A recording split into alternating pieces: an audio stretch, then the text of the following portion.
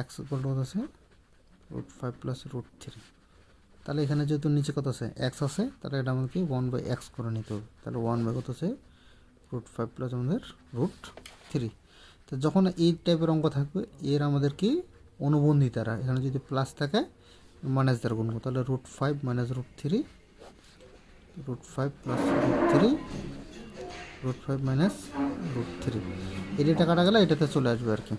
এবার আসি আমরা এখানে হতেছে রুট 5 মাইনাস রুট 3, এটা হতেছে এ স্কোয়ার মাইনাস বি স্কোয়ার।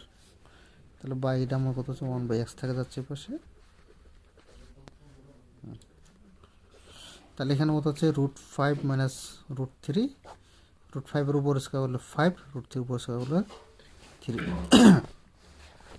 তাহলে বা এখানে আসতেছে 1/x is equal to root 5 minus root 3 2, তাই না? আর এই 2টা পাশে ভাগ আছে, পাশে লিখতে হবে কোন হবে, তাহলে 2/x ইজ ইকুয়াল টু হচ্ছে রুট 5 মাইনাস কত আছে রুট 3, তাই না? এখন আমরা কি করব, এইটার মান বের করব। তাহলে এখানে লিখব প্রদত্ত রাশি আমাদের কত আছে এখানে x cube plus 8/x cube, তাই না?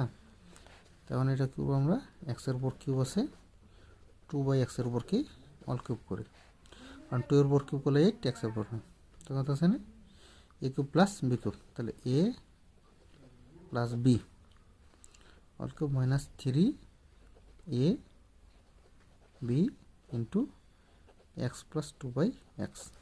তাহলে আমাদের কি আছে এখানে এক্স প্লাস 2/x আছে না, তো এখান থেকে আমরা আগে বার করে নেব এক্স প্লাস 2/x।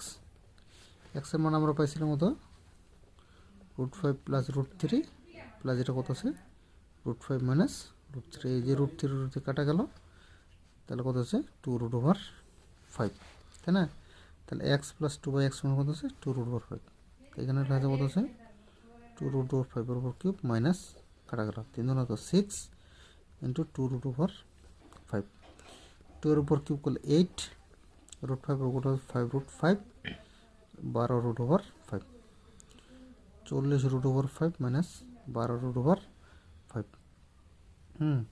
40 থেকে 12 বাদ দিলে কত থাকে